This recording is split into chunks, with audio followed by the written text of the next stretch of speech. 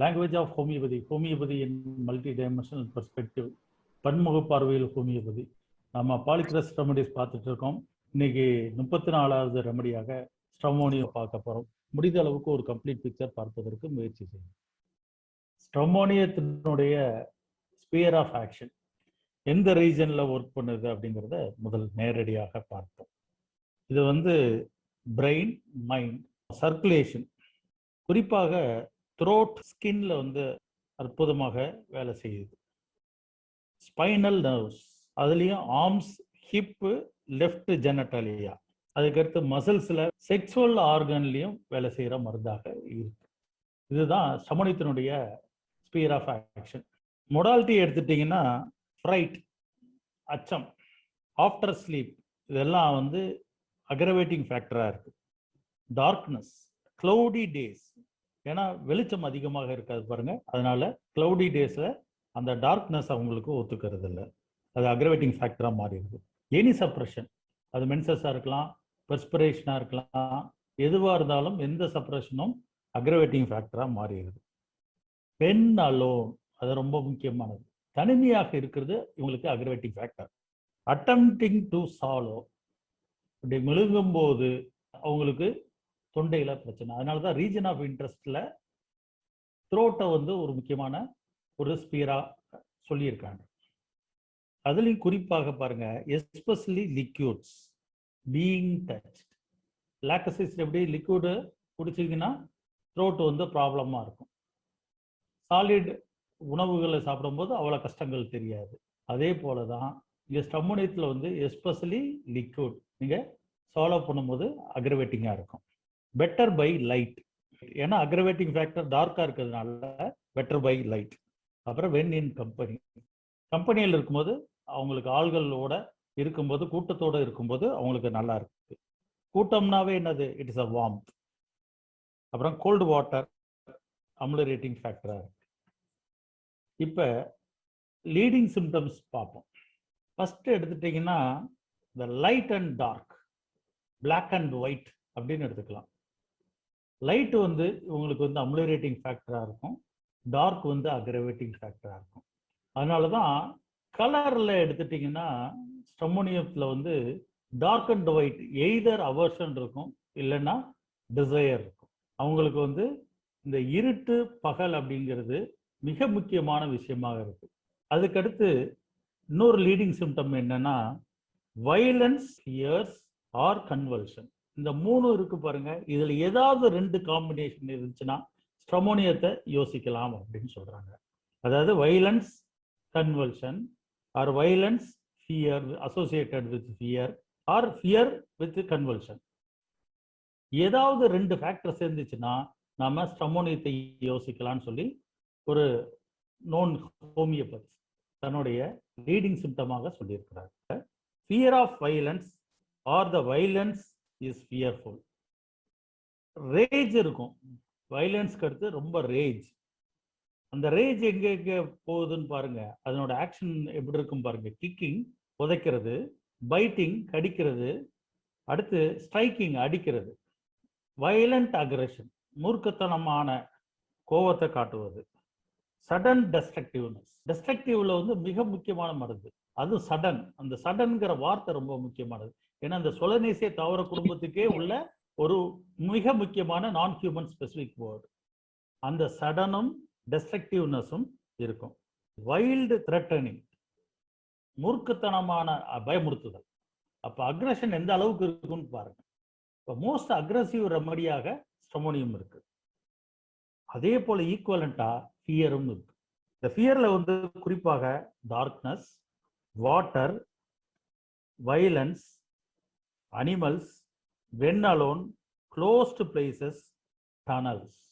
நம்ம என்ன பண்ணுவோம், ஃபியர் ஆஃப் நேரோ பிளேசஸ்னா அர்ஜென்டோ நைட்ரிக்கத்தை மட்டும் நான் நினைப்போம். ஆனால் ஸ்ட்ரமோனியம் மிக முக்கியமான மருந்து. நான் எத்தனையோ கேசஸ்ல கொடுத்துருக்கேன். ஏன் இந்த ஃபியர் ஆஃப் டனல் வருது, இந்த ஃபியர் ஆஃப் க்ளோஸ்டு பிளேஸ் வருது அப்படிங்கிறதெல்லாம் பின்னாடி நம்ம பார்ப்போம். awakes in fear or screaming, recognizes no one, clinging to those near or strikes at them. எந்திரிச்சொன்ன இந்த குழந்தைகளை பார்க்கலாம். நீங்க என்ன செய்யறதுன்னே தெரியாது, அதுக்கு ஒண்ணுமே தெரியாது. யார் பக்கத்துல இருக்காங்க அவங்கள கட்டி பிடிச்சுக்குவாங்க, இல்ல இருக்க பிடிச்சுக்குவாங்க, இல்லாட்டி அடிச்சிடுவாங்க. Night terror in children. தூங்கிட்டு இருக்கும்போது நடக்கிற பழக்கம் இருக்கு பாருங்க, அந்த இது அப்படியே நடந்துட்டே தூங்கிட்டு இருப்பாங்க, அவங்களுக்கே தெரியாது, தான் நடக்கிறதே தெரியாது. Knows nothing about it afterwards. இப்படி நடந்து போயிட்டு வந்துட்டீங்கன்னா, நேற்று நைட்டெல்லாம் நீ நடந்தப்பா அப்படின்னு சொன்னோம்னா அது அவங்களுக்கு ஞாபகம் இருக்காது. Ailments from fried, especially seeing death, violence after a life-threatening situation, strong desire for light and company. So they are very happy while in company. அதனால தான் டிசையர் லைட், சன்ஷைன் அண்ட் சொசைட்டின்னு போட்டிருக்காங்க. ஸ்டாமரிங்க்கு மிக முக்கியமான மருந்து. நல்லா தெரியும், இந்த திக்குதல் எதனால வருது? பயத்தினால வருது. அதனால ஸ்டாமரிங்க்கு மிக முக்கியமான மருந்து. அதுலேயும் convulsions go with stammering, it is stramonium. Convulsion go with stammering, it is stramonium. Warmth, amelioration. Long sleep, aggravation. Suppressed or diminished secretions, குறிப்பாக ஸ்டூல், யூரின், பெர்ஸ்பிரேஷன், மென்சஸ், இது எல்லாமே. ஃபீவர் வந்து பார்த்தீங்கன்னா சிமிலர் டு பெல்லோடோனா மாதிரி இருக்கும், சிமிலர் டு பெல்லோடோனா மாதிரி இருக்கும். அதுவும் ஃபெப்ரைல் கன்வல்ஷன் இருக்கும், but remaining longer or with recurrence. Painlessness of complaints usually painful. OPM மாதிரி, ஓபிஎம் மாதிரி indifference to suffering இருக்கு. அதே மாதிரி painlessness of complaints usually painful. Spasmodic affection, குறிப்பாக convulsion, spasm, cramp, இது எல்லாமே இருக்கும். Violent thirst, especially for acid drinks. Sleeplessness in dark room, இருட்டில் படுக்க அவங்களால முடியாது. வெர்டிகோ இன் டார்க், அது வெர்டிகோ அக்ரவேட்டிங் ஃபேக்டர் வந்து டார்க்கா இருக்கு. ஹெட்ஏக் டியூ டு சன், இது மிக முக்கியமான ஒரு மருந்து. அதே பார்த்தீங்கன்னா வாமிட்டிங்னு எடுத்துட்டீங்கன்னா பைல் ஆன் லீஸ்ட் மோஷன், சிறிய அசைவு கூட வாந்தி எடுக்கிற மாதிரியான பைல் வாமிட்டிங் இருக்கும். அதே போல while sitting up in bed, உட்கார்ந்து இருக்கும்போது, பெட்டில் உட்கார்ந்து இருக்கும்போது அந்த வாமிட்டிங் நேச்சர் இருக்கும், அது குறிப்பாக பைல். இதுதான் ஒரு லீடிங் சிம்டம், ஸ்டமோனியத்தை பார்ப்பதற்கான ஒரு லீடிங் சிம்டம். இதனோட மைண்ட் பிக்சர், தீமேட்டிக் அண்டர்ஸ்டாண்டிங்கை நம்ம பார்ப்பதற்கு முயற்சி செய்வோம். இது ஒரு அக்யூட் மியாஸ்மேட்டிக் ரெமடி, ஸ்டமோனியம், பெல்லோடோனா மாதிரி. இது வந்து ஹியூமனுடைய அடிப்படை நாதம் என்ன அப்படின்னு பார்த்தீங்கன்னா, எல்லாரும் ஒன்று சொல்லுவாங்க. ஆனால் சில என்லைட்டன் பீப்புள் என்ன சொல்லுவாங்கன்னா, மனிதனுடைய அடிப்படையே பயம்தான் சொல்லுவாங்க. இந்த பயத்தை மையப்பொருளாக வைத்துக்கொண்டு, பேசும் பொருளாக வைத்துக்கொண்டு ஒரு மருந்து இருக்குமானால் அது ஸ்டமோனியம். ஏன்னா மனிதனுக்கே பயம்தான் மையப்பொருளாக இருக்கும்போது, இங்க ஸ்டமோனியம் மிக முக்கியமான மருந்தாக நமக்கு மனித குலத்துக்கு காட்சி அளிக்குது. ஏன்னா எல்லா மனிதனுக்கும் பயம் இருக்கு. இந்த பயம் வந்து ஸ்டமோனியத்தினுடைய பயம் ஒரு வித்தியாசமானது. அது எப்படி இருக்கும்னா, தனிமையாக இருக்கிற மாதிரி இருக்கும்.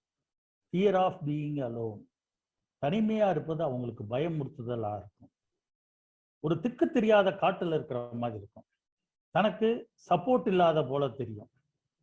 தான் கைவிடப்பட்ட நிலையில் இருக்கிற மாதிரி இருக்கும்.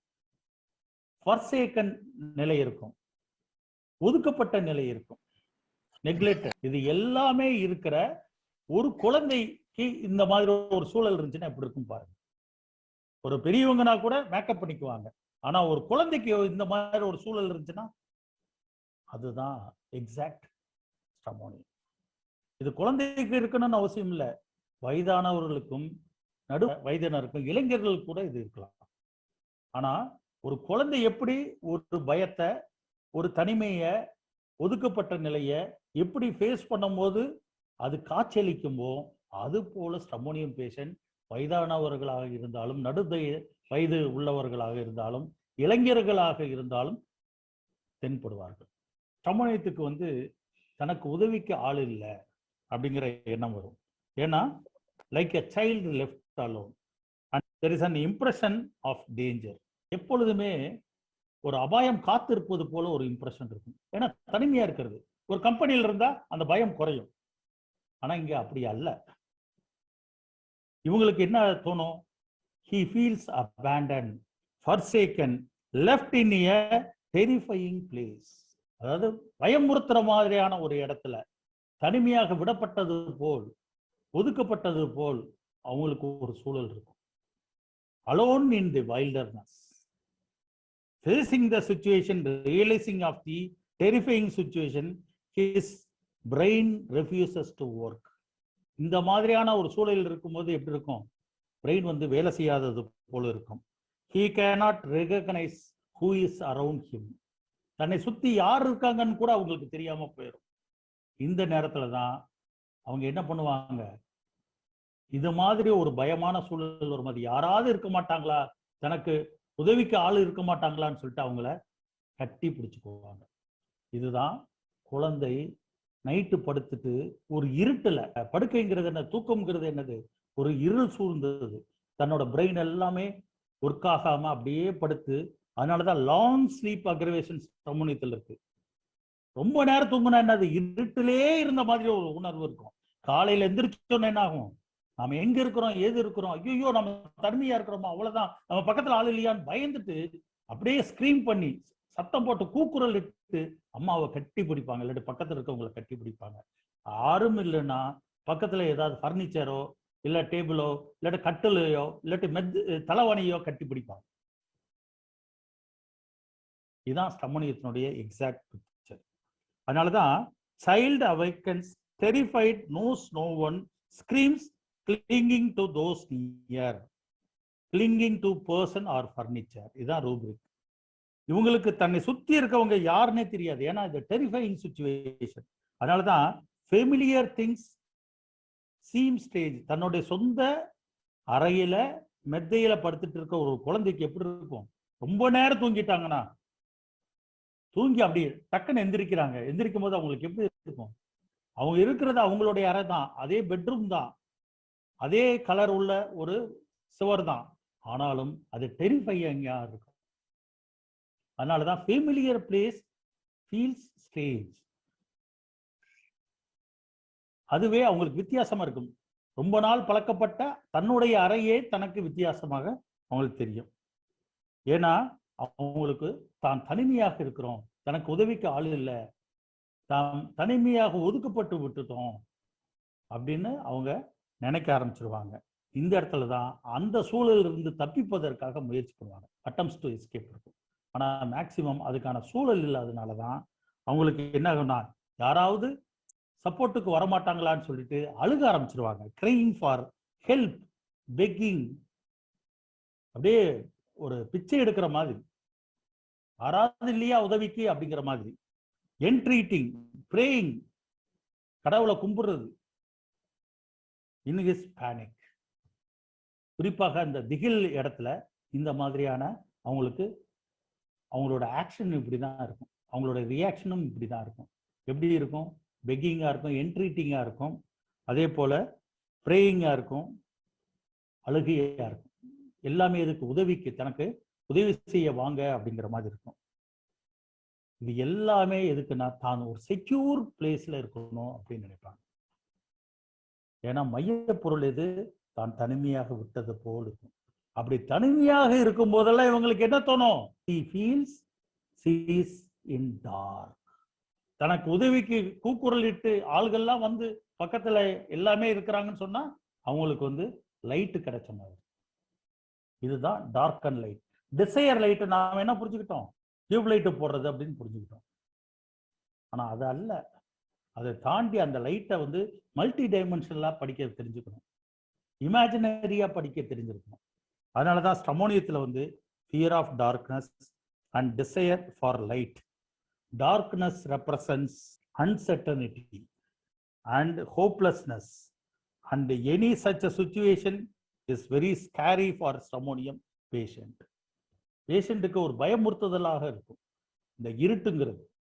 ஏன்னா அது வந்து ஒரு உறுதித்தன்மையை சொல்வதாக இருக்காது, அந்த இடத்துல இருக்கிற மாதிரி இருக்கும். என்ன செய்ய போறோம், எது செய்ய போறோம், எதுவுமே அந்த எதிர்காலம் எதுவும் பிரசன்ட் எதுவுமே தெரியாது, அன்சர்டனா இருக்கும். அதனாலதான் அவங்களுக்கு வந்து அது டெரிஃபையிங்கா இருக்கு அந்த டார்க்னஸ். இதே அந்த டார்க்னஸ் வந்து நீங்கும் பட்சத்துல அது ஒரு வெளிச்சத்தை கொடுக்கும் பட்சத்துல, அவங்களுக்கு உரிய அரவணைப்பையும் சப்போர்ட்டையும் அவங்க எதிர்பார்த்தது கிடைக்கும் பட்சத்துல அவங்களுக்கு ஒரு குதூகலமாக இருக்கும். அந்த குதூகலம் எப்படி இருக்குன்னு சொன்னா, அவங்களுக்கு வந்து சியர்ஃபுல்லா, மிர்த்ஃபுல்லா, கே, சந்தோஷமாக இருப்பாங்க, டான்சிங் எல்லாமே இருக்கும். அப்ப ஸ்ட்ரமோனியத்தினுடைய ஆரம்ப நிலையே எப்படின்னா, குதூகலமான ஆளு, சியர்ஃபுல்லான ஆளு, சந்தோஷமாக இருக்கக்கூடிய ஆளுங்க. அந்த மாதிரி இருக்கிற ஒரு ஸ்ட்ரமோனியம் தான் அபேண்டன் பண்ணும்போது, அவங்கள ஒதுக்கப்படும் போது, அவங்க தனிமையாக்கப்படும் போது அவங்க இந்த மாதிரியான ஒரு நிலைக்கு வந்துடுறாங்க. அதனாலதான் அவங்களுக்கு அதிகமாக இந்த ஆள் கூட்டத்திலே இருப்பது அவங்களுக்கு ரொம்ப பிடிக்குது. அதான் longing for sunshine, light and society. Longing for sunshine, light and society. சொசைட்டிங்கிறது என்னது? People at large. அவ்வளவு பேர் இருந்தாதான் அவங்களுக்கு சந்தோஷமா இருக்கும். அதே போல இவங்களுக்கு என்னன்னா, தன்னை சுத்தி நாய்கள் அட்டாக் பண்ற மாதிரியான ஒரு பிரம்மை இருக்கும். மனித முகங்கள் நாய்கள் போல அவங்களுக்கு ஒரு காட்சி அளிக்கும். Delusion sees dog like an attack. மனிதர்கள் கூட ஒரு நாய் போல அப்படின்ற அர்த்தத்துல புரிஞ்சுக்கணும். அவங்க நம்மளை அட்டாக் பண்ண வராங்க அப்படிங்கிற மாதிரியான ஒரு இருக்கும். அதனாலதான் delusion injury about to receive. Delusion she is about to receive இன்ஜூரின்னு அர்த்தம். டாக்டர்கிட்ட வரும்போது என்ன சொல்லுவாங்க? சார், நீங்க ஒரு மருந்து கொடுத்தீங்க, அந்த மருந்து என்னைய வந்து ரொம்ப கஷ்டப்படுத்திருச்சா, பாடாப்படுத்திருச்சு, என்னுடைய நோய் நிலையை இன்னும் அதிகமாக்கிருச்சு. எந்த சூழ்நிலையும் தான் வந்து ஒரு அமைதியான ஒரு சூழல்ல இருக்க முடியல, டெரிஃபைங் சுச்சுவேஷனா இருக்கு சார், நீங்க மருந்து கொடுத்து நல்லது செய்வீங்கன்னு பார்த்தா நீங்க இப்படி பண்ணிட்டீங்களே சார் அப்படின்னு சொல்லுவாங்க ஸ்ட்ரமோனியம். இந்த ஸ்ட்ரமோனியம் இருக்கு பாருங்க, அந்த இருட்டு கண்டு பயப்படுறாங்க, வெளிச்சத்தை கண்டு அவங்க சந்தோஷப்படுறாங்க. இத இப்படியும் பார்த்துக்கலாம். வீப்பிங் ஆல் நைட், லாஃபிங் all day. Weeping all night, night ஃபுல்லா அழுதுகிட்டே இருக்கிறது. லாஃபிங் டே, நைட் எல்லாம் தூங்க மாட்டாங்க, பகல்ல பார்த்தீங்கன்னா நல்லா தூங்கிட்டு இருப்பாங்க. இந்த மாதிரியான ஒரு சூழல். இவங்க கொஞ்சம் சந்தோஷமான குதூகலமாக சியர்ஃபுல்லாக இருக்கும்போது இவங்களோட பேச்சு எப்படி இருக்குன்னா, டெலூஷன் ஹி இஸ் டால், தான் உயரமான ஆளு போல தோணும். அதே போல டெலூஷன் ஹி இஸ் டிஸ்டிங்யூஸ்ட், தான் ஒரு வித்தியாசமான ஆளு அப்படிங்கிறது மாதிரி அவங்களுக்கு காணப்படும். டெலூஷன் ஹி இஸ் டிவைன், புனிதமான ஆளு, ஒரு புனிதமான ஆத்மா அப்படிங்கிற போல அவங்களுக்கு இருக்கும். இதே அவங்க அந்த டெரிஃபையிங் சூழல்ல வரும்போது அவங்களுக்கு வந்து எப்படின்னா பயங்கள் வர ஆரம்பிச்சு. அப்ப அவங்களுடைய நேச்சர் வந்து எப்படி இருக்கும்னா, அந்த டெரர்னுடைய ஒரு திகில் ஆன ஒரு முகபாவனையும் ரியாக்ஷனும் ஆக்ஷனும் காட்சி அளிக்கும். அப்பதான் அவங்களுக்கு என்ன சொல்லுவாங்கன்னா, தான் வந்து நிர்வாணமாக்கப்பட்டது போல் ஒரு காட்சி அளிக்கும். நீங்க delusion naked wants to be அப்படில பாத்தீங்கன்னா ஸ்ட்ரமோனியம் இருக்கு. நேக்கட் வாண்ட்ஸ் டு பின்னா தன்னுடைய துணிகளை எல்லாம் அகற்றுவது, ஆடைகளை அகற்றுவது அப்படின்னாக புரிஞ்சுக்காதீங்க. ஒரு பேஷண்ட் வந்துட்டு பாருங்க ஸ்கின்ல ஒரு ப்ராப்ளம் இருக்குன்னு தொடையை காட்டுறது, அப்படியாக ஹயாஸ்மஸ் காட்டுவாங்க பாருங்க, அந்த மாதிரி புரிஞ்சுக்காதீங்க. இங்க நேக்கட் வாண்ட்ஸ் டு பி அப்படிங்கிறது எப்படின்னா, destructiveness of clothes, naked wants to be. அதனோட அர்த்தம் என்னன்னா, nothing should be hidden under clothes, nothing should be in the dark.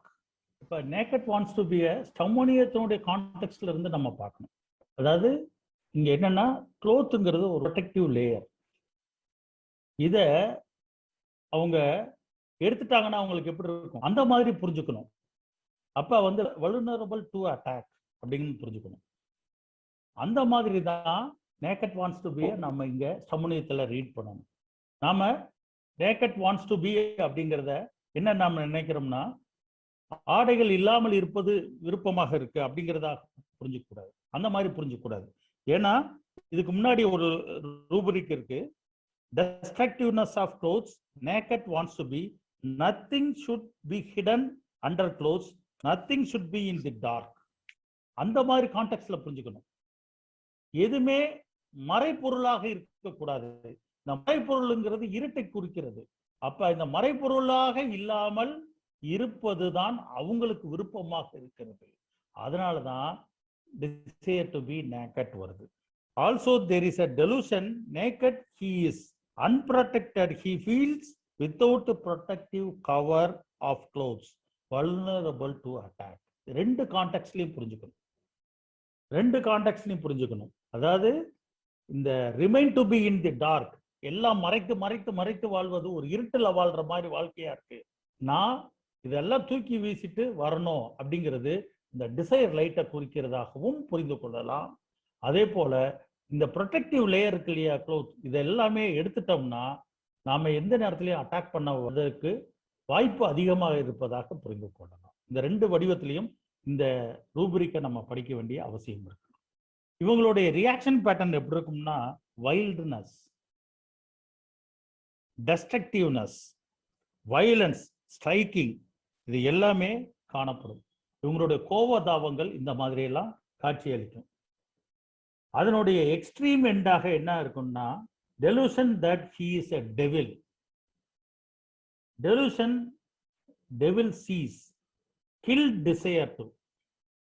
இந்த அளவுக்கு அழித்து ஒழிப்பு அவங்களுக்குள்ள இருக்கும். ஒரு சிஃபிலிட்டிக் ஆட்டிடியூட் இருக்கும். இதே போல அவங்களுடைய ஆன்மீகமாக இருப்பது இந்த பக்கம் டெஸ்ட்ரக்டிவ் நேச்சர் இருக்கு. இன்னொரு பக்கம் என்னன்னா, another rubric is religious affection, Bible wants to read all the day. இந்த ரூபரிக்கை பார்க்கணும். டெய்லி சாமி கும்பிடுறது, டெய்லி பைபிள் படிக்கிறதாக புரிந்து கொள்ளக்கூடாது. அது அவங்களுடைய ஆன்மீக தேடலையும் பயத்தினுடைய வெளிப்பாடாக, கடவுளினுடைய அரவணைப்பாக, கடவுள் நமக்கு பாதுகாப்பாக இருப்பார்கள் என்பதற்காக அந்த பைபிளை டெய்லி படிப்பதாக நம்ம புரிந்து கொள்ளலாம். அதை இமேஜினரியாவும் புரிஞ்சுக்கணும். வெறும் லிட்டரலா புரிஞ்சுக்கூடாது, அது இமேஜினரியா புரிஞ்சுக்கணும். அதை நம்ம பின்னாடி வர கேசஸ்ல எப்படி இமேஜினரியா புரிஞ்சுக்கலாங்கிறத பார்க்கணும். அதே மாதிரி டாக்டர்கிட்ட இவங்க வராங்கன்னு வச்சுங்க, கிட்டத்தட்ட இந்த கிளிங்கிங் டு மதர் மாதிரி டாக்டரை விடவே மாட்டாங்க. காலிகார்பும் இப்படிதான் இருப்பாங்க, இந்த ஸ்டமோனியும் இப்படிதான் இருக்கும்.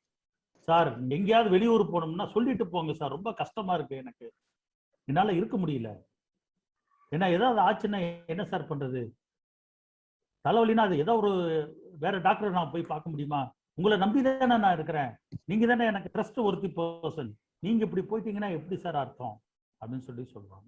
டாக்டர் எப்படி நினைப்பாங்க. அதே போல தன்னுடைய மனைவி தனக்கு பாதுகாப்பாக இருப்பவள், தன்னை கண்ணும் கருத்தமாக பார்ப்பவள், முழுமையாக நம்பலாம் என்று நினைத்து கொண்டு இருப்பவர்களுக்கு அவங்க ஒய்ஃப் கொஞ்சம் வேற மாதிரி இருந்துட்டாங்கன்னு வச்சுங்க, இவங்களுக்கு தன்னுடைய அந்த ட்ரஸ்ட் ஒர்த்தினஸ் போயிடும் அப்படின்னு நினைப்பாங்க. அதனாலதான் டெலூஷன் ஒய்ஃப் இஸ் ஃபெய்த்லெஸ் அப்படிங்கிற ரூப்ரிக் இருக்கு. இது எல்லாம் நம்ம கூட்டி கழிச்சு பார்த்தீங்கன்னா இவங்களோட கன்காம்பிடன்ட் ஒன்று பார்க்கலாம். சமூகத்துல ராஜன் சங்கரன் சொல்றாரு, I have found a desire for or an aversion to color black.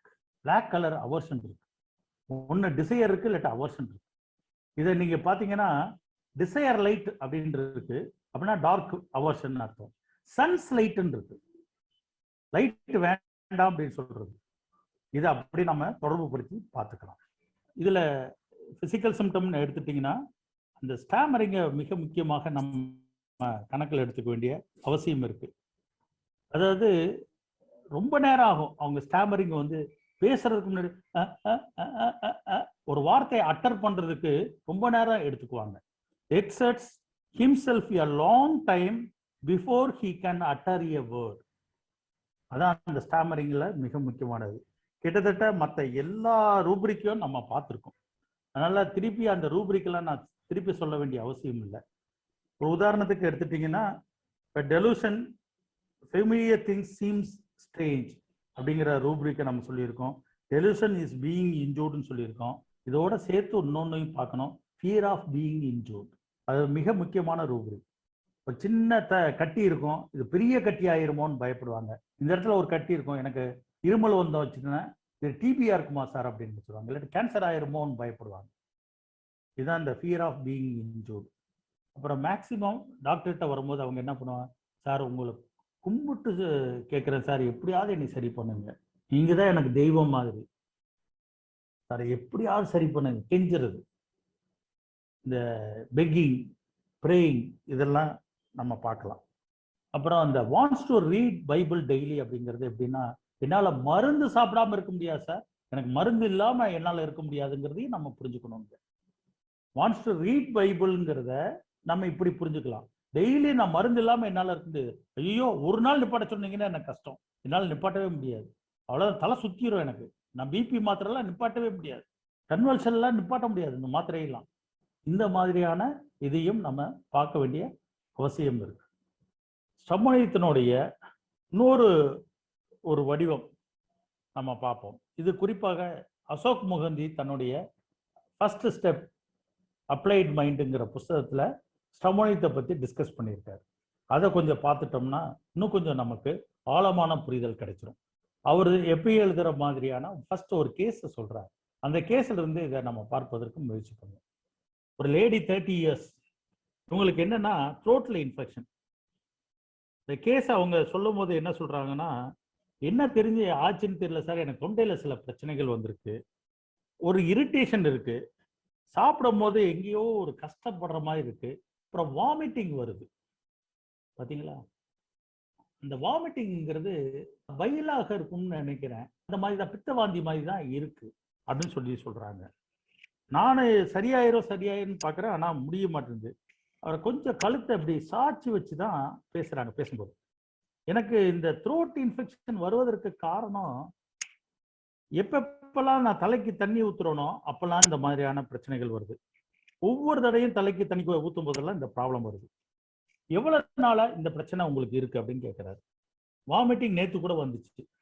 அதே போல ஏதோ ஒன்று த்ரோட்ல ஸ்டக் ஆகி கிடக்குது, அது இங்க குத்துற மாதிரி இருக்கு.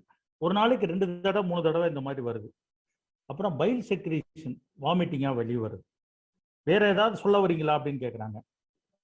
அப்பப்ப ஸ்லைட்டான காஃப் இருக்கு. வேற என்ன இருக்கும்னு நீங்க நினைக்கிறீங்க அப்படின்னு கேட்கிறாரு டைரக்டா. அப்படி கேட்கும்போது அவங்க சொல்றாங்க, இப்ப எங்க ஏரியால டெங்கு கொஞ்சம் அதிகமாக இருந்துட்டு இருக்கு, ஒரு சமயம் டெங்கா இருக்குமோன்னு ஒரு பயம் எனக்கு ரொம்ப இருக்கு. ஆனா இந்த த்ரோட் வருவதற்கு பிரச்சனை என்ன காரணம்னு எனக்கு தெரியல, நானும் தேடி தேடி பார்க்கிறேன், ஒன்றும் கிடைக்க மாட்டேங்குது. அதனால இந்த தொண்டை வலி வந்ததுக்கு அடிப்படையில இந்த ஹெட் பாத் எடுக்கும்போதெல்லாம் வரும், ஆனா அதான் காரணம், வேற எந்த காரணம்னு எனக்கு தெரியல. டெங்கு இருப்பதற்கான வாய்ப்புகள் இருக்கு.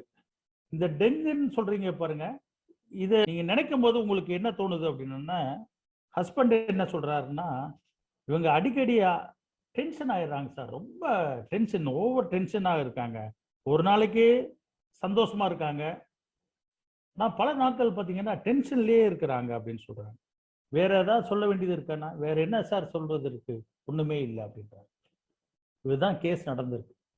இப்ப நம்ம மருந்து எடுக்கணும். எப்படி மருந்து எடுக்கலாம், என்ன ரூப்ரிக் போடலாங்கிறத அசோக் முகந்தி தன்னுடைய கேஸ் அனாலிசிஸ்ல ரொம்ப தெளிவா சொல்றாரு. என்னன்னு சொன்னா, the patient is repeating a few words again and again.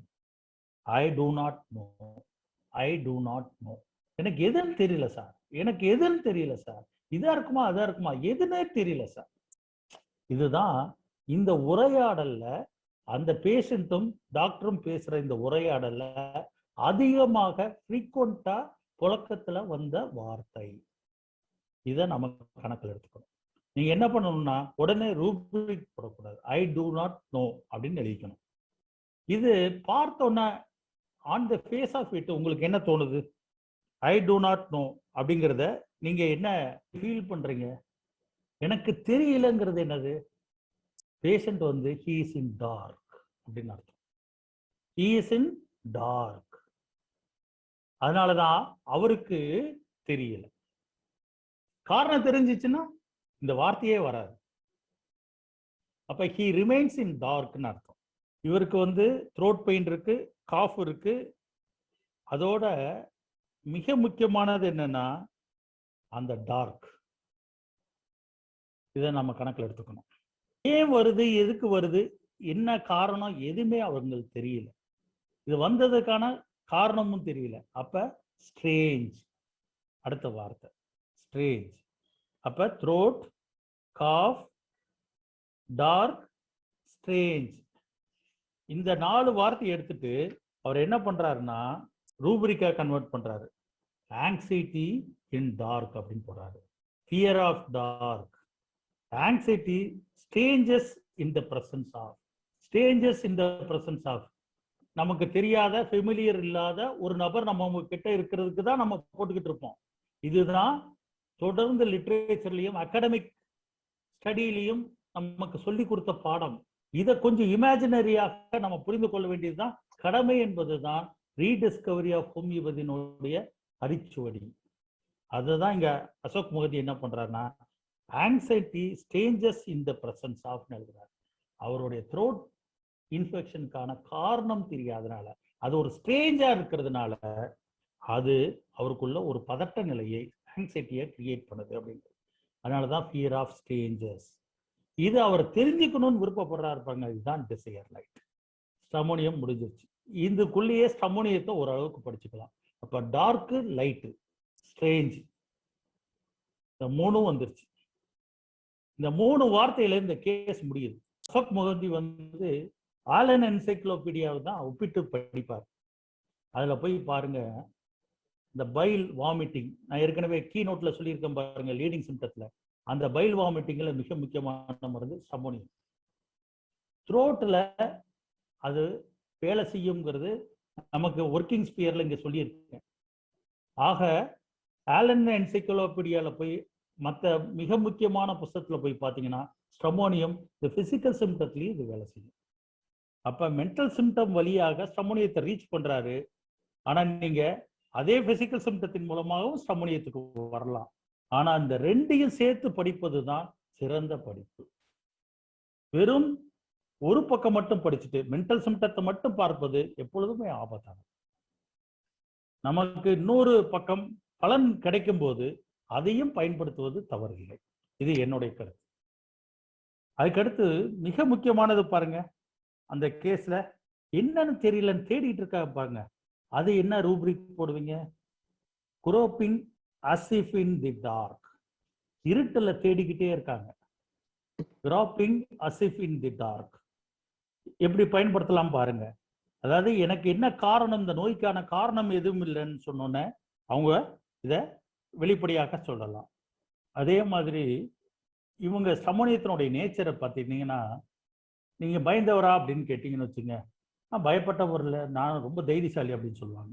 இந்த பாசாங்குங்கிறது எப்பொழுதுமே இருக்கும். அஃபெக்டேஷன் பேர் இருக்கு, அஃபெக்டேஷன்.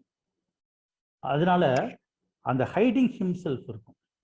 தான் வெளி உலகத்துல ஒரு பயந்தவன், ஒரு தாழ்ந்தவன் அப்படின்றத காட்டாம இருப்பது அவங்களுடைய பண்பாக இருக்கு.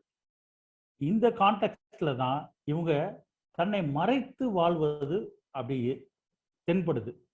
அந்த இடத்துல தான் இந்த டெலூஷன் புவர் ஹீஸ். டெலூஷன் புவர்ங்கிறது எதனால வருதுன்னா, the state of her being in the dark gives her a feeling of being poor. இந்த கேஸ்ல பாருங்களேன், என்டையர் என்ன வார்த்தை மிக முக்கியமா இருக்கு, அந்த டார்க் தான். எனக்கு எதனால வந்தது அப்படின்னு தெரியல. அதனாலதான் அந்த டார்க்லயே இருக்கிறதுனால தான் அவங்க என்ன நினைக்கிறாங்க, எனக்கு இது கூட தெரியாம போயிருச்சு அப்படின்னு அவங்க தன்னுடைய அறியாமையை வறுமையாக நினைக்கிறாங்க. கிட்டத்தட்ட பாத்தீங்கன்னா அந்த பாவர்ட்டி ஆஃப் நாலேஜ், அதுதான் இங்க ரூப்ரிக்கா வந்திருக்கு, டெலூஷன் புவர் ஹீஸ் அப்படின்ட்டு. பேசிக்கலா இந்த ஸ்டமோனியம் எப்படி இருப்பாங்கன்னா, ஒரு குழந்தைத்தனமா இருப்பாங்க, தான் பெரிய ஆளு போல தன்னை காட்டிக்குவாங்க. ஃப்ரீவோலஸ், போஸ்டர் பிரகாட், அது மாதிரி delusion, she is distinguished, C is divine, C is டால் அப்படிங்கிற ரூப்ரிக்கெல்லாம் இருக்கு. நல்ல சந்தோஷமாக இருக்கக்கூடிய ஆளுங்க. அந்த நேரத்தில் அவங்களுக்கு நோய் வரும்போது அவங்க இதை பற்றி பெரிய கவலையே பட மாட்டாங்க. அதான் இன்டிஃபரன்ஸ், ஆப்பத்தி, சஃபரிங் டூ, இதுதான் ரூப்ரிக். அதுக்கடுத்து நோய் வர ஆரம்பிச்சிருச்சுன்னு வச்சுக்கோங்க, அது என்னன்னு தெரியாம வருது பாருங்க, அந்த இடம் தான் anxiety strangers in the presence of. இது என்ன காரணம், இந்த ஸ்ட்ரேஞ்சான விஷயம் தெரியலையே அப்படிங்கிறதுக்காக அவங்களுக்கு இந்த டிசையர் லைட்டுங்கிற ரூப்ரிக் உண்டாகுது. இதுதான் அந்த ஸ்டமோனியம் டிசையர் லைட்டுக்கு வர்றதுக்கான மிக முக்கியமானது. ஏன்னா அந்த டார்க்ல இருக்கிறது அவங்களுக்கு பிடிக்கல. அதனாலதான் anxiety dark in, fear of dark, anxiety strangers presence of, fear of strangers, darkness aggravation, and weeping in dark. Weeping in dark, weeping in the night and laughing at the day இருக்கு பாருங்க, அதான் இதோட அர்த்தம். டேனா என்னது? Light. டார்க்னா இருட்டு. அந்த இருட்டில் அழுகிறதுங்கிறது இதுதான். அதுக்கடுத்து மிக முக்கியமான ஒரு ரூப்ரிக் இருக்கு. இதை அதிகமாக யாருமே பயன்படுத்த மாட்டாங்க சமூகத்துல. அதை இன்னைக்கு நம்ம பார்ப்போம். இந்த ஆங்ஸைட்டி இது எல்லாம் சப்ஸ்டான்சியேட் பண்றதுக்காக, desire light and fear of டார்க்கை சப்ஸ்டான்சியேட் பண்றதுக்கு, சமூகத்தை இன்னும் நன்றாக புரிந்து கொள்வதற்கு ஒரு ரூப்ரிக் இருக்கு. Anxiety tunnel. Anxiety tunnel. Anxiety tunnel when the train is in a tunnel. அத ரூபிக்கல் லாங்குவேஜா எப்படி போட்டிருக்காங்கன்னா, anxiety tunnel train is in a tunnel when the அப்படின்னு போட்டிருக்காங்க. அப்படின்னா அர்த்தம் என்னன்னா, anxiety tunnel when the train is in a tunnel தான் அர்த்தம். டனல்குள்ள இருக்கும்போது அவங்களுக்கு பதட்டம் வந்து விடுகிறது. ஏன்னா ஒரு சின்ன டனல் இருக்குன்னு வச்சுங்க, ஒரு 50 அடிக்குள்ள இருக்க டனல்னா டக்குன்னு வெளிச்சம் வந்துடும், ஒன்றும் பிரச்சனை இல்லை. ஆனா இதே 1 கிலோமீட்டர் 2 கிலோமீட்டர் இருக்குன்னு வச்சுங்க, டனல் இருட்டா இருக்கும், கடுமையான இருட்டா இருக்கும், வெளிச்சமே தெரியாது. அப்ப டனலுக்குள்ள இருக்கும்போது டார்க்ல இருக்க மாதிரி இருக்கும். எப்படா வெளிச்சம் வரும்னு பார்த்தா வெளிச்சமே வராம இருக்கும். அது போல அந்த டனலுக்குள்ள மாட்டிக்கிட்ட அப்படி இருக்கும் பாருங்க. இதுதான் ஃபியர் ஆஃப் நேரோ பிளேசஸ், ஃபியர் ஆஃப் டனல். அந்த டனல் இண்டிகேட்ஸ் டார்க்னஸ் அர்த்தம். வெளிச்சம் கிடைச்சிச்சுன்னா அவங்களுக்கு பிரகாசம் ஆயிடும். அதுதான் சன்சைன் அண்ட் இன் சொசைட்டின்னு அர்த்தம். Desire light, sunshine and in company or society. அப்ப என்டையர் ரூப்ரிக் இந்த இதுக்குள்ள அடங்கிடுது. Anxiety tunnel, train is in a tunnel when the அப்படிங்கிற ரூப்ரிக்குள்ள ஸ்டமோனியம், என்டையர் ஸ்டமோனியம் உருவகம் பெற்றது. இதுதான் ஸ்டமோனியத்தினுடைய மிக முக்கியமானது. அந்த இடத்துல தான் தான் டார்க்லே இருக்கிறதுனால தான் இவங்களுக்கு பயம் வர ஆரம்பிச்சிருக்கு. அந்த பரிதாப நிலை தான் அவங்க தன்னுடைய வறுமையாக நினைத்துக் கொள்கிறார். அப்படியாக அசோக் முகந்தி ஸ்டமோனியத்தை தன்னுடைய மொழியில் பாராட்டும் வகையில் மட்டுமல்ல, வித்தியாசமான அணுகுமுறையில் நமக்கு சொல்லி தந்திருக்கார். இப்போ அடுத்த கேசஸ் பார்ப்போம். இது ஒரு மிக முக்கியமான கேஸ். இவருக்கு ஸ்டாமரிங் உண்டு. இவர் என்கிட்ட வரும்போது வயிற்றுல பெயின் இருக்குன்னு சொல்றாரு, அப்டாமன்ல ஒரு பெயின். அந்த பெயின் வந்து அவர் என்ன சொல்றாருன்னா, சார் என்ன இருக்கும்னே தெரியல சார், ரொம்ப கஷ்டப்படுறேன், நான் ரொம்ப வருத்தமா இருக்கு, இந்த பெயின் எதனால வந்திருக்குன்னு தெரியல, எனக்கு என்னவோ பெரிய நோய் இருக்குமோன்னு எனக்கு பயமா இருக்கு. ஃபியர் ஆஃப் பீயிங் இன்ஜூர்டு வந்துருச்சு இந்த இடத்துல. அவர் பேசும்போது ரொம்ப திக்கி பேசினார். ஸ்டாமரிங் இருக்கு, அப்ப ஸ்டமோனியத்துக்கு வாய்ப்பு அதிகமாக இருக்கு அப்படின்னு நான் நினைச்சேன். ஆனா நம்ம உடனே கொடுத்துடக்கூடாது, கேஸை கேட்கணும். அவர்கிட்ட கேட்டேன், என்ன சார் பிரச்சனை? எனக்கும் ஒய்ஃபுக்கு தான் சார் ப்ராப்ளம். என்னன்னா, இப்போ டிவோர்ஸ் ஆயிடுச்சு சார், ஒரு வருஷமா தான் நான் கொஞ்சம் ஃப்ரீயா இருக்கேன் சார். எப்போ மேரேஜ் ஆச்சு? கிட்டத்தட்ட 13-14 வருஷம் ஆச்சு சார்.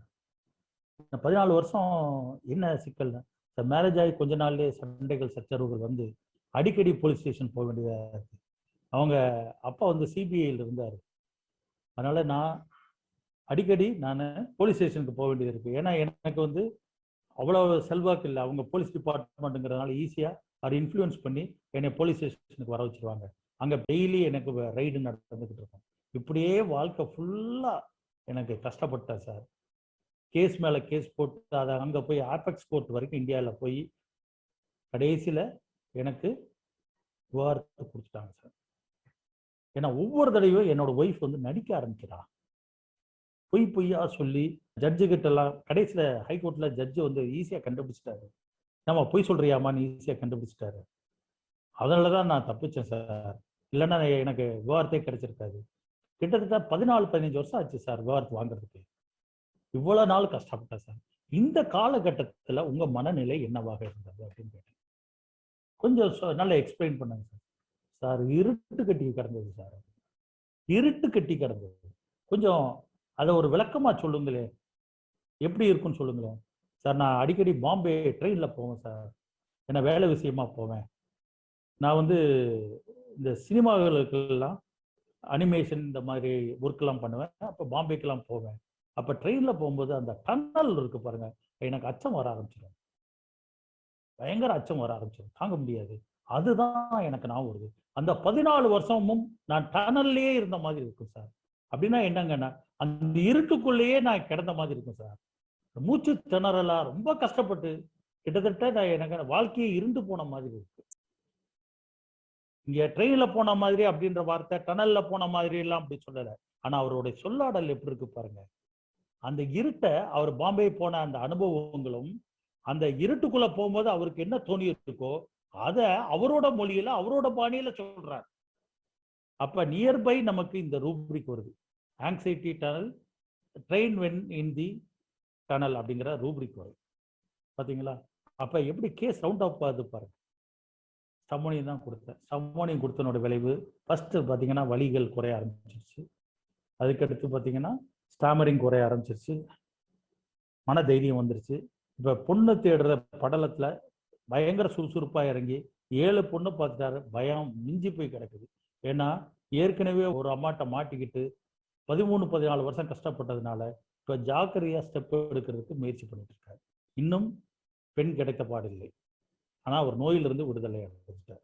அப்புறம் இன்னொரு கேஸ், இவங்களுக்கு வந்து ஃபிஸ்டுலா. இவங்க டாக்டர்கிட்டே போகல. இவங்க ஃபேமிலியில எல்லாருமே டாக்டர், பெரிய பெரிய ஹாஸ்பிட்டலில் ஒர்க் பண்றாங்க, நல்ல வசதியானவங்க. இவங்க டாக்டர்கிட்ட போய் ட்ரீட்மெண்ட் எடுங்கன்னா போகவே மாட்டேங்கிறாங்க. என்கிட்டயே வராங்க. ஏன் காரணம்னா அங்கே பிசிக்கல் எக்ஸாமின் பண்ணுவாங்க. என்னால் அதை தாங்க முடியாது. ஏன்னா டெலிவரி 2 குழந்தையே நான் ரொம்ப கஷ்டப்பட்டு ஹாஸ்பிட்டலில் ஃபேஸ் பண்ணி வெளியே வந்திருக்கேன். இப்போ என்னால் 100 தடவை அந்த மாதிரி அனுபவத்தினால 100 தடவை மீட் பண்ண முடியாது அப்படின்னு சொல்றாங்க. என்னன்னு கேட்டால் அவங்க பிசிக்கல் எக்ஸாமின் பண்ணுவாங்க, அதை என்னால் தாங்க முடியாது. என்ன அதனால என்ன ப்ராப்ளம்ங்க சொல்லுங்க அப்படின்னு கேட்டா, அது ரொம்ப பயமா இருக்கு சார். ஏதாவது ஆகி போயிருமோ, என்னாவது ஆகி போயிருமா. Delusion about to receive injury, fear of being injured, ரெண்டுமே இருக்கு. அதனால நீங்க பாருங்க அப்படின்னு சொல்றாங்க. ஆனா வந்து என்னை தயவு செய்து அங்க அனுப்பிச்சிடறாங்க, சர்ஜரிக்கு மட்டும் அனுப்பிச்சிடறாங்க. அவங்களுக்கு வந்து அந்த உணர்வு இருக்கு பாருங்க, அதை நான் மையப்பொருளாக எடுத்துக்கிட்டு, அவங்களோட பயத்தை மையப்பொருளாக எடுத்துட்டு, அவங்க எக்ஸாமினேஷன் போறதுக்கு, ஏன்னா ஸ்கேன் எடுக்க போக மாட்டேங்கிறாங்க, எதுக்குமே போக மாட்டாங்க. சன்ஸ் லைட் அப்படிங்கிற ரூப்ரிக்கும் எடுத்து பார்த்தாச்சு. எல்லாத்துலேயும் ஸ்டமோனி வருது. அப்புறம் மெட்ரியா மெடிக்க எடுத்து பார்த்துட்டா கிரானிக் ஃபிஸ்டுலாக்கு மிக முக்கியமான மருந்து ஸ்டமோனியம். அப்புறம் ஏன் நான் பயப்படணும்? ஸ்டமோனியத்தை கொடுத்தேன். 6ல் கொடுக்கும் போதெல்லாம் அக்ரவேட் ஆகுது, 30ல் கொடுத்தாலும் அக்ரவேட் ஆகுது. 3x மட்டும் 1 இயர் தொடர்ந்து எப்பப்பெல்லாம் பெயின் வருதோ அப்பெல்லாம் போட சொன்னேன். அப்படியே ஸ்லோவாக கன்ஸ்டபிள் ஆகி 1 வருஷத்துல கம்ப்ளீட்டா சரியாயிடுச்சு. ஆனா சாப்பிட்டு 1 மாசத்துலயே அவங்களுக்கு கிட்டத்தட்ட ஒரு நல்ல இம்ப்ரூவ்மெண்ட் வந்துருச்சு. இடையில இடையில ப்ராப்ளம் வந்துகிட்டே இருக்கும். ஏன்னா ஃபுட் எடுத்துட்டாங்கன்னா கான்ஸ்டிபேட் ஆச்சுன்னா பிரச்சனை வரும். அப்படியே கொஞ்சம் கொஞ்சமா சரியாகி, இல்லாட்டி ஏதாவது ஆங்ஸைட்டி இல்லைன்னா மன ரீதியான ஏதாவது பாதிப்பு, ஸ்ட்ரெஸ் வந்துச்சுன்னா இந்த மருந்து கொடுக்க அவங்க நல்லாச்சு. ஸ்டமோனியம் கிட்டத்தட்ட அவங்க ஒரு 20 டோஸாவது எடுத்திருப்பாங்க இயர். ஆனா முழுமையாக சரியாகி இப்ப கிட்டத்தட்ட 2 வருஷமாக இந்த கம்ப்ளைண்ட்டே அவங்க பேசுறது. இந்த அற்புதத்தை ஸ்டமோனியம் செஞ்சிருக்கு. அடுத்து இன்னொரு கேஸ், ஹெமராய்டுனா கடுமையான வலி. ஹஸ்பண்ட் ஒய்ஃப் வராங்க, வந்துட்டு என்கிட்ட சொல்றாங்க, சார் நீங்க பாக்குறீங்களா அப்படின்றாங்க. எனக்கு டெலிகேட் ஆயிடுச்சு. நான் சொன்னேன், நீங்க ஒரு லேடி டாக்டர்கிட்ட கூட பார்த்துட்டு வந்திருக்கலாம், இல்லைன்னா இப்ப கூட போய் பார்த்துட்டு வாங்க, நான் வேணா மருந்து தரேன். இல்லை சார் நீங்க பாருங்க, பார்த்துட்டு மருந்து கொடுங்க அப்படின்னு. ஆனா தொற்றக்கூடாது, வார்த்தை பாருங்க, தொற்றக்கூடாது. You should not touch. அங்க டச்சுங்கிறது அர்த்தத்துல என்னன்னா வலி வந்துடும், கஷ்டமாயிரும் அப்படிங்கிற அர்த்தத்துல சொல்றாங்க. நான் ஹோமியோபத்துமா, இதெல்லாம் அவசியம் இல்லைம்மா, தேவையில்லை, நீங்க சொல்வதே நான் புரிந்து கொள்ள முடியும், தயவுசெய்து வேணும் சார். போட்டோ எடுத்திருக்கேன், அதையாவது பாருங்க. இந்த டிசையர் லைட் பாருங்க எப்படி இருக்கு பாருங்க. நீங்க டாக்டர்ல இருந்துடக்கூடாது, டாக்டருக்கு அட்வைஸ் பண்றாங்க. நீங்க கரெக்டா பார்த்து எனக்கு மருந்து தரணும். நீங்க வந்து பார்க்காம செஞ்சுட்டீங்கன்னா, பார்க்காமங்கிறது அந்த டார்க்னஸ் இண்டிகேட் பண்ணுது. பார்க்கணுங்கிறதுக்காக அவங்க முயற்சி பண்றாங்க. ஹஸ்பண்டும் நீங்க பாருங்கன்னு சொல்றாங்க. அப்புறம் போட்டோ எடுத்துட்டு வந்து நீங்க பாருங்கன்றாங்க. நான் அதுவும் பார்க்கல. அவங்களுக்கு கொடுத்த ஸ்டமோனியம் தான். நெக்ஸ்ட் டேயே பெயின் குறைஞ்சிருச்சு.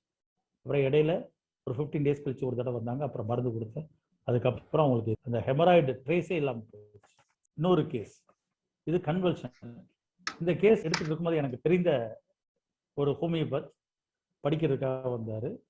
பல்வேறு ஸ்கூல் ஆஃப் தாட்லாம் பார்த்துட்டு என்கிட்ட வராரு. குறிப்பாக ராஜன் சங்கரனோட ஸ்கூல் ஆஃப் தாட் அப்போ பிரபலமாக இருந்ததுனால அதை அப்போ ப்ராக்டிஸ் பண்ணுற ஒருத்தர்கிட்ட போய் படிக்கிறாரு, படிச்சுட்டு வராரு. இந்த கேஸை கம்ப்ளீட்டாக அண்டர்ஸ்டாண்ட் பண்ணிட்டு அந்த அம்மா ரொம்ப டியூட்டி கான்சியஸ்னஸ், ரொம்ப பெர்ஃபெக்ஷனிஸ்ட், ஹைலி டெடிகேட்டட், ரொம்ப ஆன்மீகமாக இருப்பாங்க.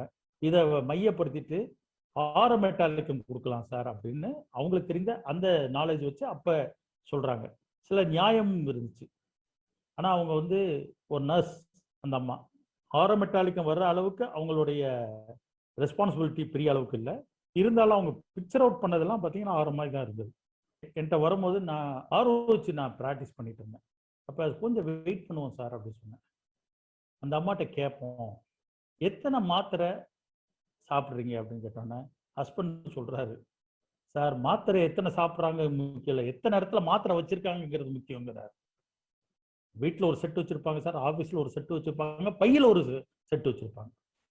ஏன்னா எங்கேயும் மிஸ் ஆயிடக்கூடாது. மாத்திரை இல்லாமல் அவங்களால இருக்க முடியாது. எடுப்பாங்க, மாத்திரை இல்லாமல் அவங்களால இருக்க முடியாது. கிறிஸ்டின் வேற, பைபிள் பைக்குள்ள இருக்கோ அதே போல மாத்திரையும் பைக்குள்ள இருக்கும் சார். வீட்டில் பைபிள் இருந்தாலும் அங்கே இருக்கும், ஆஃபீஸ்லேயும் பைபிள் வச்சிருப்பாங்க, மாத்திரையும் வச்சிருப்பாங்க. பயங்கர ஸ்பிரிச்சுவல் உமன் அப்படின்னு ஹஸ்பண்டை அட்ரஸ் பண்ணுறாரு. அப்போதான் wants to read Bible daily அப்படிங்கிற ரூபரிக் வச்சு ஸ்டம்மோனியம் கொடுத்தேன். கொடுத்தீங்கன்னா படிப்படியாக குறைஞ்சி அந்த அலோபதி ட்ரக்ஸ் எல்லாம் கொஞ்சம் கொஞ்சமாக குறைச்சி அலோபதி ட்ரக்கை கம்ப்ளீட்டாக நிப்பாட்டி கன்வல்ஷன் ஃப்ரீயான ஒரு கேஸ். ஆனால் ரிப்பீட்டட் ஸ்டம்மோனியம் டோசேஜ் தேவைப்பட்டது. நான் உங்களுக்கு கொடுத்தது ஸ்டம்மோனியம் 6. அப்போ என்கிட்ட 3x ப்ராக்டிஸ் இல்லை, அதனால் 6 தான் கொடுத்தேன். கொடுத்தும் போது அவங்க சில அக்ரவேஷன் வந்து இருக்கு இடையில, மற்றபடி அவங்க நல்ல மாற்றங்கள் வந்து கம்ப்ளீட்டாக க்யூர் ஆகி மருந்து எல்லாம் நிப்பாட்டின ஒரு கேஸ். அடுத்து ஒரு ஆட்டிசம் கேஸ். இந்த பையன் வந்து ஒரு ஸ்பெஷல் ஸ்கூலில் படித்தவன். இவன் வந்து நீச்சல் போட்டியில் நேஷனல் வின்னராக வந்திருக்கான். இவனுக்கு நீச்சல் பிடிக்குமான்னு கேட்டிங்கன்னா பிடிக்காது. ஆனால் ஏதாவது ஒரு காம்படிஷனில் பார்ட்டிசிபேட் பண்ண வைக்கணும்னு சொல்லிட்டு அவங்க அம்மா அற்புதல் காரணமாக இதில் ஸ்விம்மிங் காம்படிஷனில் சேர்த்து விட்டுருக்காங்க. அப்படியே இவன் நேஷனல் லெவலுக்கு வரைக்கும் போயிருக்கான். ஆனால் இவனுக்கு நீச்சல் ஒன்றும் ரொம்ப பிடிப்புலாம் இல்லை, நீச்சல் மேலே பெரிய டிசையர்லாம் இல்லை. ப்ராக்டிஸ் பண்ண போக சொன்னால் கூட போக மாட்டான். அப்போ இவனை எப்படி கண்டுபிடிக்கிறது, இந்த பையனை ஆர்டிஸ்ட்டை எப்படி சரி பண்ணுறது? அப்போ இந்த அம்மாட்ட உங்கள் ப்ரெக்னன்சி ஸ்டேட் எப்படி இருக்குன்னா, சார் ப்ரெக்னன்சி ஸ்டேட்டுன்னு கேட்க வேண்டாம் சார், என் வாழ்க்கையே அப்படி தான் சார் இருக்குது அப்படின்னாங்க. சொல்லுங்கள் அப்படின்னு. என் ஹஸ்பண்ட் வந்து ரொம்ப கொடூரக்காரர். அவர் வெளிநாட்டில் ஒர்க்லாம் பண்ணார். இப்போ இங்கே எம்என்சி கம்பெனியில் ஒர்க் பண்ணிட்டு இருக்காரு. ஒரு சாம்பார், காய்கறி போடக்கூடாது, சாப்பாடு, இது தவிர வர எதுவுமே நான் சாப்பிடக்கூடாது. நானும் என் குழந்தை ரசம் தயிர் எதுவுமே உபயோகப்படுத்தக்கூடாது, காய்கறியும் வச்சுக்கூடாது. இப்படிதான் எங்களுக்கு கொடுமைப்படுத்தினார். கிட்டத்தட்ட என்னை பார்த்தீங்கன்னா ஒரு மனுஷியாகவே அவர் கருதலை. இதுதான் என்னுடைய வாழ்க்கை கடைசி வரைக்கும், இன்னைக்கு வரைக்கும் அந்த வாழ்க்கை தான் வாழ்ந்துட்டு இருக்கேன். அந்த பிரெக்னன்சி ஸ்டேட்ல இதோட மோசமா இருந்துச்சு. இப்பயாவது கொஞ்சம் அவர் மாதிரி இருக்காரு. இதுதான் அவங்க சொன்னது. எப்ப பார்த்தாலும் பயத்தோட தான் வாழ வேண்டியதா இருக்கு. சரி, பையனை பத்தி ஏதாவது யூனிக்கா ஏதாவது வித்தியாசமா இருக்கிறத நீங்க சொல்லுங்க அப்படிங்கும்போது, சார் லைட்டு கரண்ட் கட் ஆச்சுன்னா அவனால இருக்க முடியாது சார். பயங்கர சத்தம் போட்டுருவான், அந்த ஏரியாவே கதறிடும், எல்லாரும் அரண்டு போயிடுவாங்க இவன் சத்தம் போடுறதை பார்த்துட்டா. அதனால நாங்கள் வீட்டில் எப்போ பார்த்தாலும் கரண்ட் கட் ஆயிடுச்சுன்னா யூபிஎஸ் போட்டிருப்போம், இல்லைன்னா ஏதாவது ஒன்று பேட்டரி ஏதாவது போட்டு ரெடியாக வச்சுருப்போம். உடனே லைட் ஆன் பண்ணுற மாதிரி இருந்தால் தான் கூக்குரல் இருந்து நாங்கள் தப்பிக்க முடியும். சுற்றி இருக்கிறவங்கெல்லாம் இல்லைன்னா வேடிக்கை பார்க்க ஆரம்பிச்சிருவாங்க, அவங்க அச்சத்தில் உறைஞ்சி போயிடுவாங்க. அந்த அளவுக்கு சத்தம் போடுவான். இதுதான் சார் அவனுடைய நிலைமை. அதே மாதிரி சின்ன வயசில் டிவி ஓடி இருக்கும்போது டக்குன்னு கரண்ட் கட் ஆச்சுன்னா அவ்வளோதான் கூக்குரல் விட்டுருவான். அந்த டார்க் அவனுக்கு ஒத்துக்கல். நைட்டு படுக்கும்போது எப்படின்னா லைட் இல்லாமல் படுக்க மாட்டான். அவனுக்கு ஸ்டம்மோனியம் தான் கொடுத்தேன். இன்னைக்கு அந்த பையன் ரெகுலர் காலேஜில் போய் படிச்சுக்கிட்டு இருக்கான். நோட்ஸ் எழுதுறான், இங்கிலீஷ்லேயும் தமிழ்லையும் நோட்ஸ் எழுதுறான். எல்லாரும் கூடயும் பேசிக்கிட்டு இருக்கான், எல்லாருக்கிட்டையும் பழகிறான். அவங்க அம்மாவுக்கு அதிசயமாக இருக்கு, தன்னோட பையனா இப்படி ஆனது அப்படிங்கிற அதிசயப்படுறாங்க. அந்த அளவுக்கு ரிமார்க்கபிளா சேஞ்ச் ஆன ஒரு ஆட்டிசம் கேஸ். அவன் கொடுத்த பொட்டன்சி வந்து ஸ்டம்மோனியம் 3x. ஒரு கிட்டத்தட்ட 4 டோஸ் தான் கொடுத்துருக்கேன், அவ்வளோதான். சேஞ்சுங்கிறது முதல்ல ஃபர்ஸ்ட் மந்த்லேயே வர ஆரம்பிச்சிருச்சு. 4th மந்த்லாம் பார்த்தீங்கன்னா ரொம்ப காலேஜில் சேர்ந்து அவன் நோட்ஸ் எழுதி வீட்டுக்கு கொண்டு வந்து அவங்க அம்மாட்ட காட்டுறதை பார்த்தா ஆச்சரியப்படுறாங்க. எல்லார்ட்டையும் பேசுகிறான் சார், பழகுறான் சார் அப்படின்னு சொல்கிறாங்க. அடுத்த கேஸ் ஃபீவர். பையன் என்ன பண்ணுவான்னா அழுதுகிட்டே இருக்காங்க சார், என்ன பண்ணுறதுன்னு தெரியாது, தூக்கி வைக்க சொல்லுவான். அப்படி தூக்கி வச்சோன்னா மேலே ஷோல்டரில் போய் படுத்துக்குவான். படுத்துட்டு அந்த பக்கம் போய் இறுக்கி பிடிச்சிக்குவான். But decide to be carried over the shoulder. அதுதான் ரொம்ப முக்கியமானது. அந்த தோள்பட்டைக்கு மேலே அப்படிங்கிறது அதில் ஒரு 4-5 மருந்து இருக்குது. அதில் முக்கியமான மருந்து ஸ்டமோனியம். அது இறுக்கி பிடிச்சாதான், இறுக்கி பிடிக்கலன்னு அது வேற மருந்தாக மாறும். அந்த பையன் அப்படிதான் இறுக்கி பிடிச்சிட்டு இருப்பான். அப்படி இருந்தால் தான் வந்து அழுகை நிற்கும். அவனுக்கு ஸ்டமோனியம் 30 கொடுத்து இந்த காய்ச்சலை கம்ப்ளீட்டாக சரி பண்ணும். இன்னொரு கேஸ், இந்த loss of eye vision in the day. பாருங்க, காலை பொழுதுல ஐ விஷன் வந்து குறைஞ்சு போயிடும். கிட்டத்தட்ட லாஸ். நைட்டு கொஞ்சம் தெரியும், இந்த வெளிச்சத்தினால கொஞ்சம் தெரியும். லைட்டுனா என்ன அர்த்தம்? பகல்னா என்ன அர்த்தம்? லைட்டுன்னு அர்த்தம். நல்ல சந்தோஷமா இருக்கிற நேரம். அந்த இடத்துல லாஸ் ஆஃப் விஷன் வந்துச்சுன்னா என்ன அர்த்தம்? அவனுக்கு டார்க் ஆயிடும். ஏற்கனவே நைட்டுனா அவனுக்கு பிடிக்காத ஒரு வாழ்க்கை.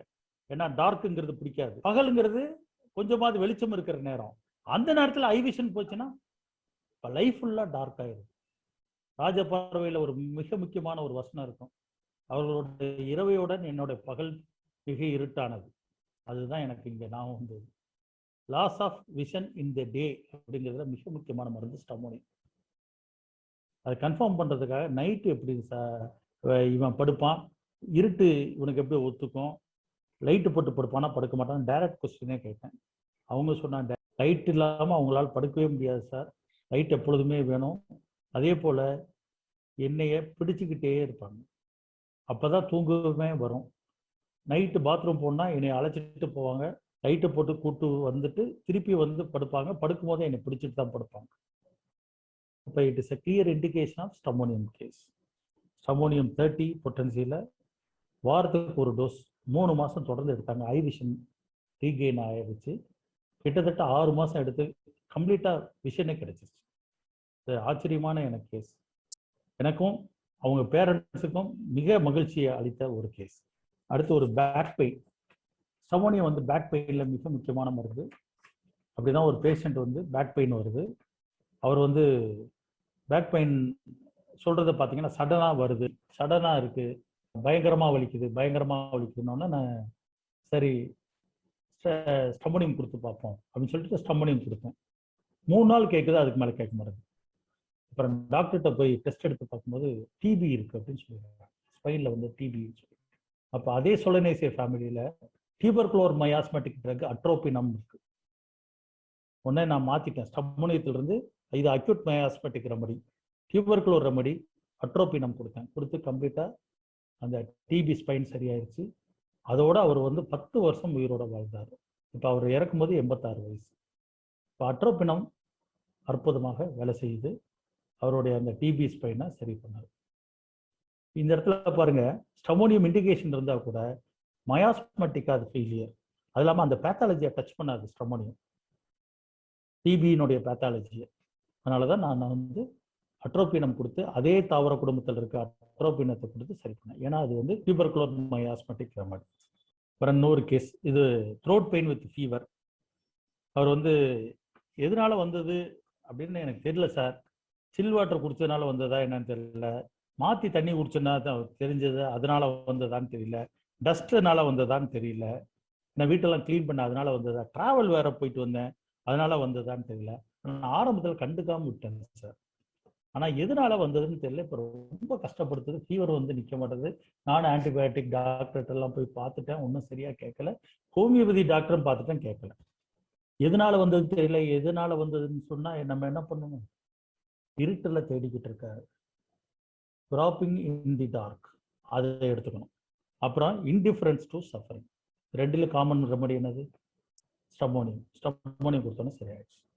30 பொட்டன்சி தான் ஒரு மத்தியானம் கொடுக்குறேன், நெக்ஸ்ட் டே காலையில் ஃபோன் பண்ணுற காய்ச்சி போயிடுச்சு. ரொம்ப எளிமையாக நம்ம ஹோமியோபதியை புரிஞ்சுக்கணும். அப்புறம் இன்னொரு கேஸ், கேன்சர், போன் கேன்சர். கிட்டத்தட்ட தொடையில் இருக்கு, 2 தொடை 3 தொடை இருந்தால் எவ்வளோ பெருசு இருக்கும், அவ்வளோ தூரத்துக்கு கால் பெருசாயிடுச்சு. வலின்னா தாங்க முடியாத வலி. என்ன பண்ணுறதுன்னு எனக்கு தெரியல. அவங்க அம்மா வந்து கூப்பிட்டு வராங்க, சின்ன பொண்ணு, கேன்சர். அவங்க அம்மாவுடைய ப்ரெக்னன்சி ஸ்டேட்டை கேட்டேன். நான் அது 2வது தரேன் சார், என்னை தனியாக தான் ஒரு வீடு வாங்கி வச்சுருந்தாரு. அவங்க முதல் ஒய்ஃபுக்கு தெரியாது. ஆனால் நான் தனிமையாக தான் இருப்பேன், அடிக்கடி வரமாட்டார், என்னை கண்டுக்கவும் மாட்டார். ரூபா மட்டும் கொடுப்பாரு, நான் செலவுக்கு காசு கொடுப்பாரு, வீட்டு வாடகைக்கு கொடுப்பாரு, மற்றபடி என்னை கண்டுக்க மாட்டார், வரவே மாட்டார். என்னை ஒதுக்கிட்டாருங்கிற மாதிரியான எண்ணமே அந்த ப்ரெக்னன்சி ஸ்டேட் ஃபுல்லாக இருந்துச்சு. டெலிவரி நெக்லெக்டட் பை ஹர் ஹஸ்பண்டுன்னு எடுத்துக்கிட்டேன். அந்த குழந்தைக்கு நான் கொடுத்தது அந்த ஸ்டேட் ஃபுல்லாக, ப்ரெக்னன்சி ஸ்டேட் எல்லாமே அந்த நெக்லெக்டட் ஃபீலிங் இருக்குது ஹஸ்பண்டுனால அப்படிங்கிறத புரிஞ்சு கொண்டு அந்த பொண்ணுக்கு வந்து ஸ்டமோனியம் கொடுத்தேன். ஸ்டமோனியம் கொடுத்ததனுடைய லாபம் என்னென்னா, வலி கம்ப்ளீட்டாக அந்த கேன்சர் ஏரியாவில் இருக்கிற வலி, அந்த பொண்ணு கஷ்டப்பட்ட அந்த பெயின் எல்லாமே கன்சிடபிளாக குறைஞ்சி 3 மாதத்தில் இயற்கையாக பாலியேட்டிவ் டெத் ஆயிடுச்சு. இந்த கேன்சர் கேஸில் ஸ்டமோனியம் வந்து அற்புதமாக வேலை செஞ்சிருக்கு. ஏன்னா ரொம்ப முத்தின கேஸு, அந்த வலி தாங்க முடியாமட்ட வராங்க. அந்த வலி மருந்து எடுத்து அடுத்த நாளே வலி குறைய ஆரம்பிச்சிருச்சு. தொடர்ந்து மருந்துகள் எடுத்து எடுத்து எடுத்து அப்படியே வலிகள் சுத்தமாக இல்லாமல் போயிடுச்சு. ஆனால் ஒரு 3 மாதத்தில் அந்த குழந்தை இறந்துருச்சு. ஏன்னா கேன்சர் அட்வான்ஸ்டு ஸ்டேஜ் கேன்சர். அதனால் இதை வந்து ஹோமியோபதிக் பாலியேட்டிவ் டெத்துன்னே எடுத்துக்கலாம். இது வந்து கிட்டத்தட்ட ஒரு நல்ல விஷயம்னு தான் நம்ம நினைக்கணும். ஏன்னா ஹோமியோபதி இந்த சில மாதிரி டெர்மினல் இல்னஸில் ஒரு நல்ல காரியங்கள்லாம் செய்யும். அப்படிப்பட்ட கேஸ் தான் இந்த கேஸ். ஒரு ஹெட்ஏக், அவர் அலோபதி டாக்டர்கிட்ட தான் எப்பயுமே பார்ப்பாங்க. அந்த டாக்டர் வந்து திடீர்னு பார்த்தீங்கன்னா போலீஸால் பிடித்து செல்லப்பட்டாங்க. ஏன்னா குவாக்குன்னு சொல்லிட்டு பிடிச்சிட்டு போயிட்டாங்க. ஏன்னா ஒரு குவாலிஃபைட் டாக்டர் இல்லைன்னு சொல்லிட்டு. இந்த அம்மா வந்து அவங்கள தான் தெய்வமாக நினச்சிட்டு இருக்கு. எல்லா நோய்க்கும் அவங்ககிட்ட தான் போவாங்க, எல்லாத்தையும் அவர் தான் சரி பண்ணுவார். அடிக்கடி இந்த அம்மாவுக்கு தலைவலி வரும், அங்கே தான் போவார். ஏன் சார் இப்படியா சார் அந்த ஆள் பண்ணணும்? நான் அவரை நம்பி தான் நான் வந்தேன். அம்மா அவர் வந்து குவாலிஃபைடு இல்லை, அதனால போலீஸ் வந்து போலீஸ் பிடிச்சிட்டு போனாலும் என்ன சார், உடனே பெயில் வாங்கிட்டு வந்துட வேண்டியது தானே சார், இதில் என்ன இருக்கு, திருப்பி ஆரம்பிச்சிட வேண்டியது தானே அப்படின்னாங்க. திருப்பி இன்னொரு தடவை ஜெயிலுக்கு போக வேண்டியது வருமா அப்படின்னு சொன்னேன். இல்லை சார், அவர் இல்லாமல் என்னால் இருக்கிறது ரொம்ப கஷ்டம் சார், அவர் தான் வேணும். ஆனால் இப்படி கடைசியில் ஏமாத்திட்டு போயிட்டார் சார். நான் டெலூஷன் ஒய்ஃப் இஸ் ஃபெய்த்லெஸ்ன்னு எடுத்தேன். எப்படி பாருங்க. ஏன்னா கிட்டத்தட்ட ஒய்ஃபுங்கிறது என்னது, கண்ணுங்கருத்துமா பார்க்குறவங்க. இது ஒரு லேடி தான், ஆனால் அவங்களுக்கு இப்போ நம்ம எடுத்த ரூபரிக் என்ன, ஒய்ஃப் இஸ் ஃபெய்த்லெஸ் அப்படின்னு. ஏன்னா டாக்டர் ஒன்ஸ் நம்பிட்டாங்கன்னு வச்சுக்கோங்க, அந்த ட்ரஸ்ட்டை வந்து அவங்களால விடவே முடியாது. அவங்க இந்த மாதிரி ஏமாத்திட்டாங்கன்னா அவங்களுக்கு இந்த மாதிரி ஒரு மனப்பம், அவங்க ஃபெய்த்லெஸ்ஸாக இருக்காங்க டாக்டர்னு நினச்சிக்கணும். அவங்க கொடுத்தது, நான் ஸ்டமோனியம் கொடுத்தது அவங்களுடைய தலைவலியை சரி பண்ணேன். அடுத்து ஒரு கேஸ், இதில் பார்த்தீங்கன்னா அரிப்பு, உடம்பெல்லாம் அரிப்பு, கடுமையான அரிப்பு. நான் இந்த மாதிரி அரிப்பு வரும்போதெல்லாம் என்ன பண்ணுவேன்னா, கேஸு ஸ்க்ராச்சிங் வித் ஹேண்ட் அப்படின்னு மைண்ட் ரூபிரிக்கில் இருக்கு. அதில் ஸ்டமோனியம் டேரண்டோலாம் இருக்குது. சில கேஸில் வந்து நான் ஸ்டமோனியம் அதிகமாக பயன்படுத்துவேன். ஏன்னா வைலண்ட் டீச்சிங் எப்படி அரிக்குது அப்படின்னு சொன்னால், இப்படி முகபாவனை எப்படி இருக்கும், பயங்கர வைலண்டா அரிக்குது அப்படின்னு சொல்லுவாங்க. Scratching with hand.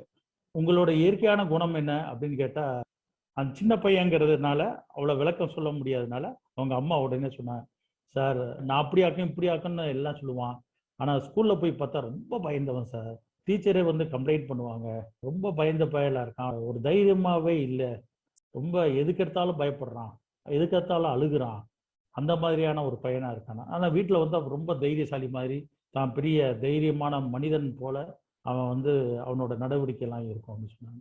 இப்போ அஃபெக்டேஷன், ஸ்க்ராச்சிங் வித் ஹேண்ட், இந்த 2 ரூபரிக்கை எடுத்து ஸ்டமோனியம் கொடுத்து அவனோட இச்சிங் கம்ப்ளீட்டாக குறைஞ்சிச்சு. நான் கிட்டத்தட்ட இந்த ஸ்க்ராச்சிங் வித் ஹேண்டுங்கிற ரூபரிக்கை வச்சு ஒரு ஏகப்பட்ட கேஸை நான் குணப்படுத்தியிருக்கேன். அதனால் அந்த விஷயத்தையும் இங்கே சொல்லலான் இருக்கேன். அந்த வகையில் நீங்கள் வந்து இந்த ரூபரிக்கை அதிகமாக நீங்கள் பயன்படுத்த முடியும். இந்த ஸ்க்ராச்சிங் வித் ஹேண்ட் வந்து ரொம்ப பயன்பாடு உள்ள ஒரு ரூபரிக். தேங்க்யூ.